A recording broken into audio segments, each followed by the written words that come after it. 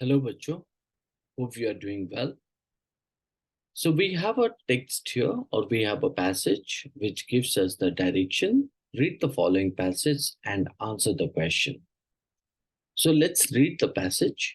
So the passage starts with some may ask why it is necessary for other animals to have legal rights or be considered a legal person. After all, most warm-blooded species in the US are protected by what? Now, protected by uh, regulations under the Federal Animal Welfare Act. And there are also additional regulations um, for specific circumstances, such as the various accrediting organization for zoos, and you could find out and aquariums or the institutional animal care, and huge committees for academic research with animals in the US. Like many other animals in zoos, Happy is held under conditions approved by Animal Welfare Act in a facility accredited by the US Association for Zoos and Aquarium. In short, it is called as a AZA, Association for Zoos and Aquarium. Most people are under the impression that these safeguards are sufficient for ensuring that animals are not treated cruelly or cruelty uh, or cruelly. But all this, in the next paragraph, it is stated, but all these kinds of welfare-based protection prioritize human interest over the needs of animals, who can still be exploited and used as a means to an end in zoos and aquariums, research laboratories, and other situations, right? As long as they don't suffer unnecessary cruelty cruelty while being confined to cages forced to perform and vivisected. Uh, now, we have just read the text, and what do we draw out of this particular text? What does this text imply? Right. So, let's see that. When we read the text, we identify that uh, the passage highlights the limitations of current welfare-based protection for animals and advocates for what? The consideration of animals' rights and legal personhood to make sure that they are not merely treated as tools or commodities for human benefit. It calls for a deeper examination of our treatment of animals in various settings to prioritize their well-being and ethical treatment over human interest and convenience. Now, if you observe that the passage discusses what actually the necessities of providing legal rights and considering animals as legal person, even though they many warm-blooded species in the US are already protected by regulations like the Animal Welfare Act.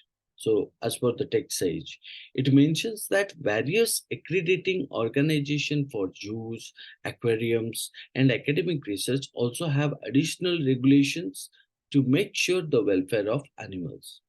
In this context, the passage focuses on a specific elephant named Happy, who lives in a zoo and is held under conditions that comply with the Animal Welfare Act and the accreditation standards of the US Association for Zoos and Aquarium. So, what the author argues that these welfare-based protections primarily prioritize human interest over the actual needs and rights of the animals. Although the regulations aim to stop unnecessary cruelty, they still allow animals to be exploited and used for various purposes, like I pointed, such as entertainment in zoos, research in laboratories, and the dissection of experimentation on live animals, which is also known as a vivisected, right? So, what does it say? Vivisected. And what do you mean by vivisected? That's called as a um, experimentation. experimentation. Experimentation on what? Live animals. The passage suggests that while these safeguards may stop certain forms of cruelty, they do not fully address the ethical concerns of using animals as a means of human ends. Right? That's what the text tries to define. Now, let's go to the question on the basis of this text.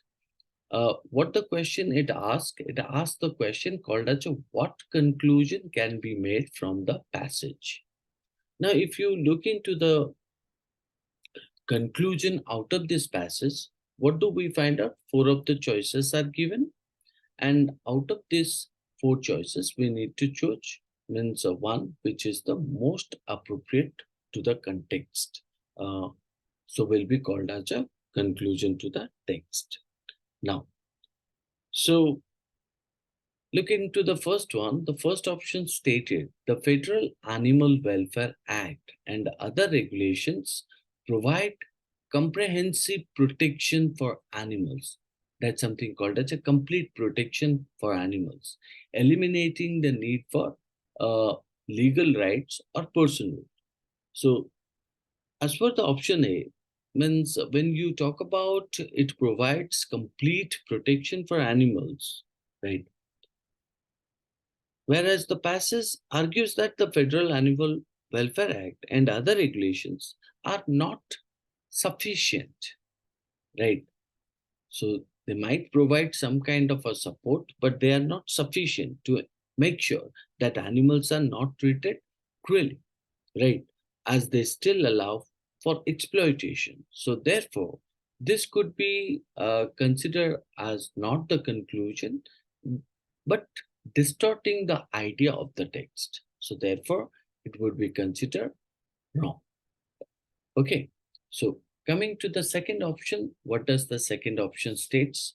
Welfare-based protections are insufficient in prioritizing animals' need over human interest, leading to continued exploitation of animals. Now, if you observe this option B, somehow seems or going gel well with the text.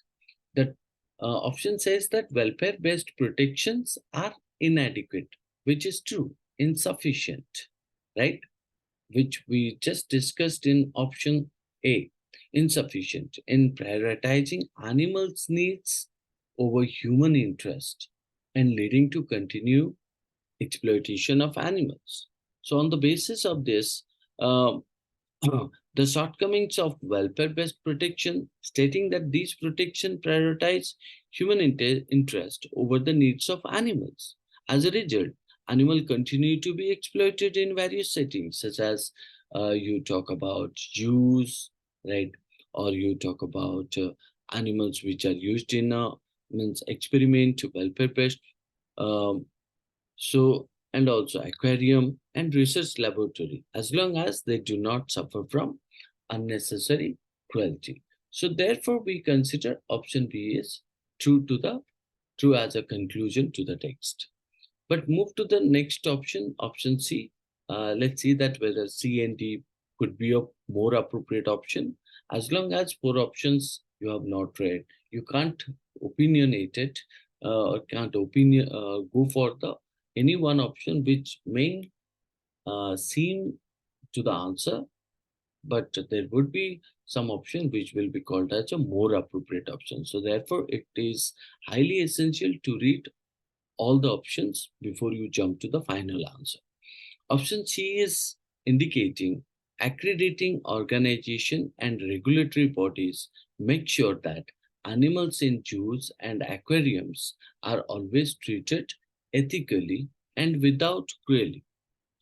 So, but if you see in the passage says that despite the presence of accrediting organizations and regulatory bodies, animals can still be exploited and used as a means to an end in various situations. So, which we just discussed in option B, right?